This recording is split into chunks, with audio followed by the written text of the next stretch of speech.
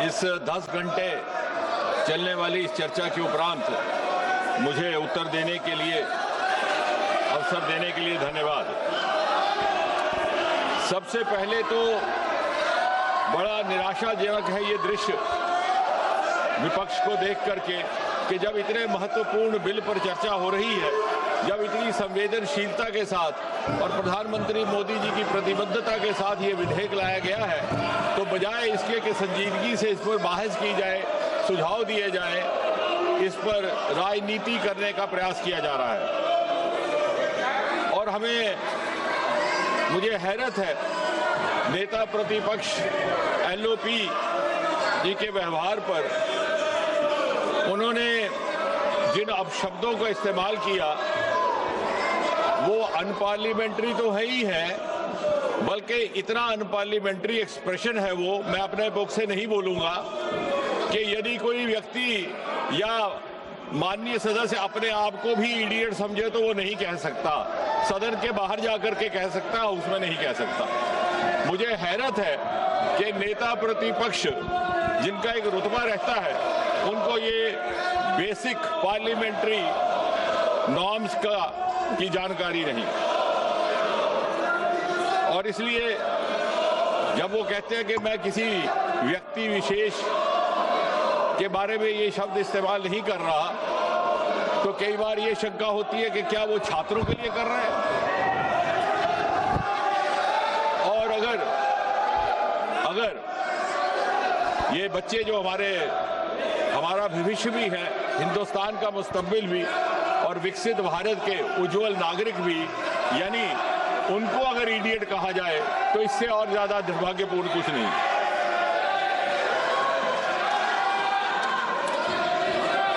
मुझे ये भी हैरानगी है कि नेता प्रतिपक्ष को सार्वजनिक जीवन और प्रशासनिक प्रणाली की जो बुनियादी बिंदु हैं उनकी जानकारी का भी अभाव है। सबसे पहली बात तो ये कि जब वो कहते हैं कि गृह मंत्री जी ने गोली चलाने का आदेश दिया और उसे ऑथेंटिकेट करने में नाकाम है, तो सबसे पहली बुनियादी बात कि कहीं भी गोली चलाने का आदेश कोई मंत्री नहीं देता, वो मैजिस्ट्रेट देता है, एसडीएम देता है, डीएम देता है। हम सब विधायक रहे हैं, सांसद रहे हैं, हमारे अनुभव में है। इसका अर्थ ये हुआ कि उन्हें सार्वजनिक जीवन का भी अनुभव में अभाव है। दूसरी बात, ये बार बार स्पष्ट किया गया कि गोली चली ही नहीं, अश्रु गैस, टीयर गैस का इस्तेमाल हुआ, लेकिन जब गोली चली ही नहीं तो आदेश देने का सवाल ही नहीं पैदा होता। और आदेश देने का अधिकार मैजिस्ट्रेट के पास रहता है, मंत्री के पास नहीं। फिर इन्होंने ये कहा कि गृह मंत्री जी के साथ 30 गाड़ियों का 30 व्हीकल्स कैवलकेड, शायद इनको गिनती करने में भी दिक्कत है। इन्होंने शायद वो कैवलकेड देखा ही नहीं कि 30 गाड़ियां कभी भी गृह मंत्री जी के साथ नहीं चलती। फिर उन्होंने ये भी कहा कि गृह मंत्री जी विदेश गए हुए थे। हम में से किसी की जानकारी में ऐसा नहीं, कहीं कोई प्रमाण नहीं, क्योंकि विदेश जाने का सवाल ही नहीं। गृह मंत्री जी कभी भी विदेश नहीं गए। तो यानी तथ्यों के बिना, सत्य के बिना गैर जिम्मेवारी से इस सदन में बात कह देना और फिर कह करके निकल जाना, यह किसी जिम्मेवार नेता और विशेषकर नेता प्रतिपक्ष का व्यवहार हो ही नहीं सकता। अब ये भी कहा गया, अब इन्होंने एक कहानी सुनाई, तो मैं भी एक कहानी सुनाना चाहता हूं। और ये कहानी है 21 जुलाई की। 21 जुलाई को नेता प्रतिपक्ष नामालूम क्या सोच करके और किस उम्मीद से जाकर के बैठ गए 7 LKM प्रधानमंत्री आवास के फाटक के बाहर। नामालूम क्या था मन में। अब मेरा विभाग ऐसा है जो शोध के साथ ताल्लुक रखता है। जब इस पर थोड़ा सा मंथन किया तो ये संभावना लगी कि शायद बहुत जमाने से इनको ये हसरत सता रही थी कि देश इनको प्रधानमंत्री चुने और 7 LKM में बिठाए। अब इनकी जब वो हसरत पूरी ना हुई तो निराशा और फ्रस्ट्रेशन से हताश होकर के वो प्रधानमंत्री आवास 7 LKM के दरवाजे पर जा बैठे। और फिर जब इनको बड़ी विनम्रता से समझाने का प्रयास किया गया कि ये आपको शोभा नहीं देता, तो इन्होंने कहा कि मुझे उठा लिया जाए। ना चाहते हुए भी जब पुलिस को इनसे ये निवेदन करना पड़ा कि आप हट जाइए, तो बड़े बेगैरत होकर के वहां से निकले। और जैसा कल हमारे एक माननीय सदस्य कह रहे थे, शुरू में तो ये उस आंदोलन के साथ जुड़ने में गुरेज कर रहे थे। इन्हें लगा कि आम आदमी पार्टी का आंदोलन है, लेकिन जब आंदोलन इन्हें लगा कि उठने लगा, तो इन्हें जो माननीय सदस्य कल कह रहे थे, जेन ज़ी की जबान में MIA हो गया। MIA मतलब मिसिंग इन एक्शन, जो हमारे जेन ज़ी की भाषा है। और दूसरा, जैसा कल बताया गया कि FOMO, fear of missing from action, और इसलिए ये जाकर के वहां बैठे। और फिर जब इन्हें उठाया गया, तो जो इन्होंने दृश्य वहां पे दर्शाया अपने उठाए जाने का, तो क्या वो गालिब का शेर है कि बड़े बेगैरत होकर तेरे कूचे से हम निकले, बड़े बेआबरू होकर तेरे कूचे से हम निकले, बहुत निकले मेरे अरमान, लेकिन फिर भी कम निकले। यानी वो जो दबे हुए अरमान हैं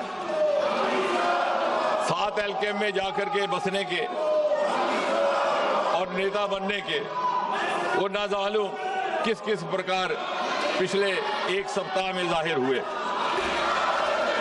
मैंने 40 से 45 हमारे वक्ता रहे, सबके सुझाव भी नोट किए, बड़े ध्यान से भी सुना। उसमें कुछ एक बातें ऐसी भी आई जो मुझे लगता है कि स्पष्ट करने लायक है। यहां पे ये बताया गया, हमारे कांग्रेस के नेता गगन गोगोई जी ने कहा कि मासूम बच्चों पर जुल्म सितम ढाया गया। शायद उन्हें ये मालूम नहीं कि utmost restraint was exercised and it was made sure that casualties don't happen. लेकिन मुझे लगा बाद में, जैसे मैंने कहा कि जब शोध किया तो ये लगा कि अपने अनुभव से बोल रहे थे, क्योंकि सन 1969 से लेकर के 1984 तक जो असम में ऑल इंडिया स्टूडेंट यूनियन का प्रदर्शन रहा, आंदोलन रहा, वो हमारा रिकॉर्ड बताता है कि 860 innocent people, most of them students had got killed. उस समय सरकार कांग्रेस की थी। तो इन्हें लगा कि जिस तरह से हम अपने जमाने में आंदोलन कर रहे विद्यार्थियों को कुचलने के लिए उन्हें मौत के घाट उतारते थे, शायद इन्होंने भी ऐसा किया हो। माननीय प्रियंका गांधी जी ने एक बड़ी रोचक बात की और ये सुनने लायक है। उनका कहना है कि 152 बार पेपर लीक हुआ। ये आंकड़ा कहां से मिला, कोई प्रमाणित नहीं, कोई ऑथेंटिकेशन नहीं। लेकिन उससे भी अधिक दिलचस्प बात ये है, वो कहती हैं कि 150 papers leak, 150 times the paper leak happened, which affected 750 crore children. I have verified this from the written script which was there in the parliament last night, where I wanted to actually check on myself. 150 paper leaks affecting 750 crore children, which means 7.5 billion. The entire population of the world is just about 8 billion. And you have 7 billion, 7.5 billion children in India. ना मालूम ये आंकड़ा कहां से आया। या तो ये मन गढ़ंत है, या तो ये इसमें शरारत है, और या फिर इसमें इग्नोरेंस है। उन्होंने कहा कि सन 2024 के बाद जब ये एक्ट लगा था कोई कार्रवाई नहीं हुई। शायद उन्होंने ये अध्ययन नहीं किया कि 52 FIR लग चुके हैं पिछले 2 वर्ष में जब से ये एक्ट बना, जिसमें से 29 है प्रिवेंशन ऑफ अनफेयर मीन्स और 23 है भारत संहिता के लिए। इसी तरह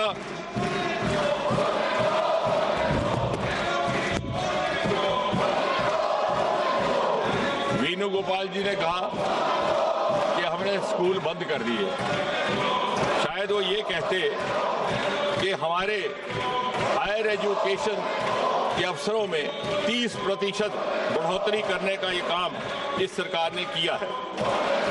we have increased the number of universities from 760 to 1,293. I am not saying anything without evidence. The number of higher education institutions has been increased from 51,534 to 64,896.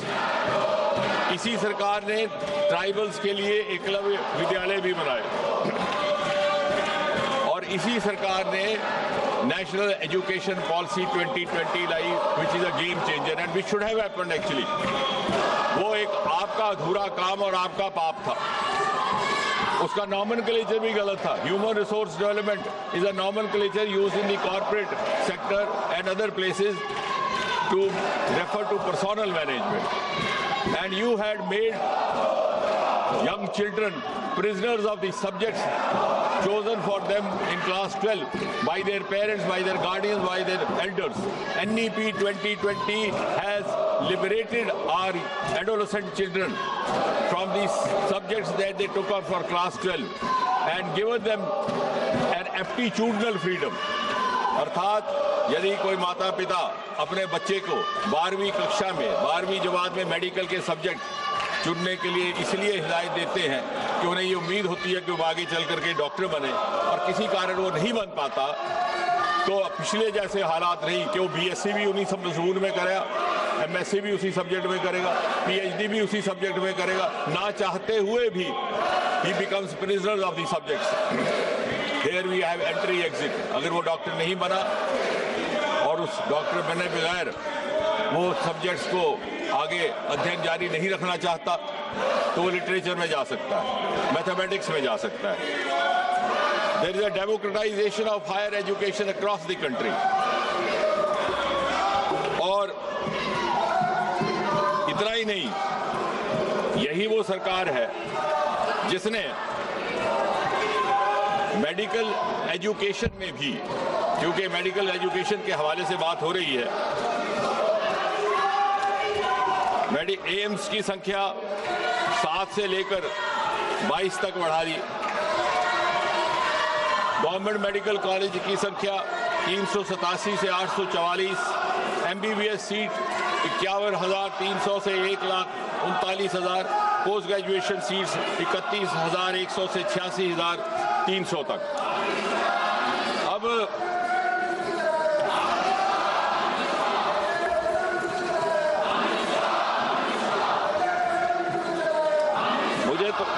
चाहते तो हम ये थे कि इस बिल पर गंभीर चर्चा होती, क्योंकि जिस तरह से प्रधानमंत्री जी ने बड़ी संवेदनशीलता के साथ कार्रवाई की है, अभी हाल ही में जो पेपर लीकेज हुआ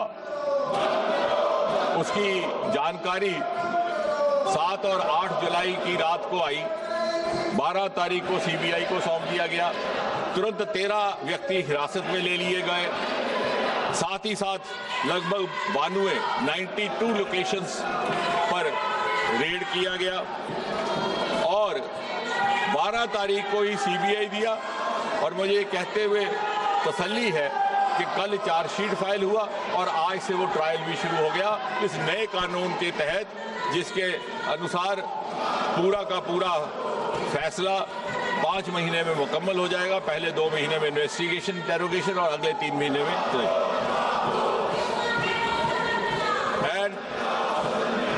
इसलिए जब आप इसके अतिरिक्त अगर आप युवाओं की बात करते हैं तो इसके अतिरिक्त सरकारी नौकरी की मानसिकता से बाहर निकालने का काम और अन्य विकल्प भी इसी सरकार ने पैदा किए। जब आपने सरकार छोड़ी तो इस देश में स्टार्टअप की संख्या केवल 350 थी, आज बढ़कर के 2,30,000 से ऊपर हो गई। हम तीसरे दर्जे पर आन खड़े हो गए। और इसलिए बहुत समय ना लेता हुआ मैं सीधा इस बजट के विषय में थोड़ी एक बात करके अपनी बात को समाप्त करूंगा, क्योंकि आप इस समय आपका भी उस तरह का नहीं है।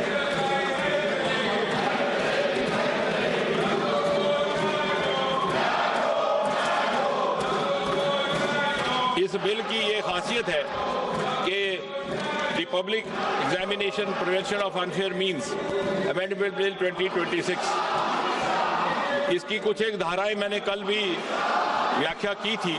कुछ और तफसील में अगर आज जाने का मौका है तो मैं कुछ ही क्षण लेकर के इस बात को कंक्लूड करता हूं।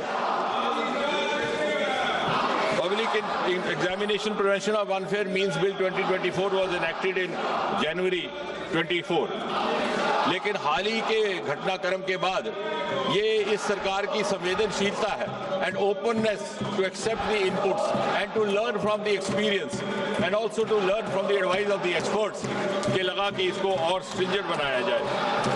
इस एक्ट के तहत जो अनअमेंडेड था उसमें भी the offence is cognizable, non-bailable, non-compoundable with stringent punishment। लेकिन जब महसूस हुआ कि इसे और ज़्यादा सख्त बनाने की आवश्यकता है तो इसकी कुछ एक धाराओं में संशोधन करने का काम किया गया है। सबसेक्शन 1 ऑफ सेक्शन 10, पर्सन और person involve in malpractice, सरकार की अवधि थी 3 से 5 साल and fine up to 10 lakh, उसको बढ़ा करके 5 से 10 साल किया गया और जुर्माना 50 लाख तक। सर्विस प्रोवाइडर, जिसकी परिभाषा मैं कल दे चुका हूं इन माय इंट्रोडक्टरी रिमार्क्स, उनका फाइन था पहले 1 करोड़ तक, उसे बढ़ा करके 5 करोड़ कर दिया गया और उनको 4 साल के बजाय 8 साल तक कोई और एग्जाम कंडक्ट करने पर बाधित कर दिया गया। डायरेक्टर और मैनेजमेंट की सजा 3 साल से लेकर 10 साल से बढ़ा करके 5 साल से 10 साल तक कर दी गई। फाइन 1 करोड़ से बढ़ा करके 5 करोड़ तक कर दिया गया। और इसी तरह जो ऑर्गेनाइज्ड क्राइम है, बार बार कुछ एक सदस्यों ने उसका उल्लेख किया है, मैं उस पर भी वाजे कर दूं कि उसके लिए इम्प्रिजनमेंट 5 साल से 10 साल से बढ़ा करके 7 से 10 साल कर दी गई। Fine which was not less than 1 crore has been increase up to 10 crore. और इसलिए बहुत सारी यहाँ बातें की गई। मैं ये भी कहना चाहूँगा कि कोई भी बच्चा अगर सुसाइड करता है तो जितना आपको उसका खेद है उससे ज़्यादा हमें है, लेकिन हमें आंकड़ों में ना उलझाइए। हालांकि किसी मृतक बच्चे के आंकड़े का व्याख्या करना कोई शोभा नहीं देता, लेकिन the rate of suicide related to paper leakage also has reduced over the last few years। यही कुछ एक बात कह करके मैं अपनी बात समाप्त करता हूँ। प्रश्न ये कि श्री N.K. प्रेमचंदन द्वारा प्रस्तुत संशोधन 1 को स्वीकृत किया जाए। जो सदस्य इसके पक्ष में हाँ गए, जो सदस्य विरोध में ना गए, मेरे विचार में निर्णय ना वालों के पक्ष में, ना वालों के पक्ष संशोधन स्वीकृत हुआ। प्रश्न ये कि विधेयक पर विचार किया जाए। जो सदस्य के पक्ष में हाँ गए, जो सदस्य विरोध में ना गए, मेरे विचार में निर्णय हाँ वालों के पक्ष में, हाँ वालों के पक्ष में विधेयक पर विचार करने हेतु प्रस्ताव स्वीकृत किया गया। अब सभा विधेयक पर खंडवार विचार करेगी। निम्नलिखित मान्य सदस्यों के इस विधेयक पर विभिन्न खंडों में आए संशोधन हैं। श्री N.K. प्रेमचंदन, विशाल पाटिल, प्रोफेसर शौकत राय, डीन कोरिया, नीरज मौर्य, आनंद भदौरिया, श्याम कुमार बर्वे, के राधाकृष्णन, E.B. बिडन, लालजी वर्मा, राजेश रंजन, बेनी मेनन, शफी परमबिल, अजय कुमार सिन्हा, मनोज कुमार, शशिकांत सेंथिल, D.M. कतिर आनंद। मेरा अनुरोध है, अगर आप सब अपने अपने संशोधन प्रस्तुत करना चाहते हैं तो अपने अपने स्थान पर चले जाएं। तो मैं सभी खंडों के सभा के निर्णय के लिए एक साथ लेता हूं। जा रहे हैं आप? नो। प्रश्न है कि खंड 2 से 5 विधेयकांग बने, जो सदस्य के पक्ष में हाँ गए, जो सदस्य विरोध में ना गए। मेरे विचार में निर्णय हाँ वालों के पक्ष हुआ, हाँ वालों के पक्ष हुआ। खंड 2 से 5 विधेयकांग बना। प्रश्न ये कि खंड 1 अधिनियम सूत्र और विधेयक का पूरा नाम विधेयकांग बने, जो सदस्य के पक्ष में हाँ गए, जो सदस्य विरोध में ना गए। मेरे विचार में निर्णय हाँ वालों के पक्ष हुआ, हाँ वालों के पक्ष हुआ। खंड 1 अधिनियम सूत्र और विधेयक का पूरा नाम विधेयकांग बने। मंत्री जी अब प्रस्ताव करें कि विधेयक को पारित किया जाए।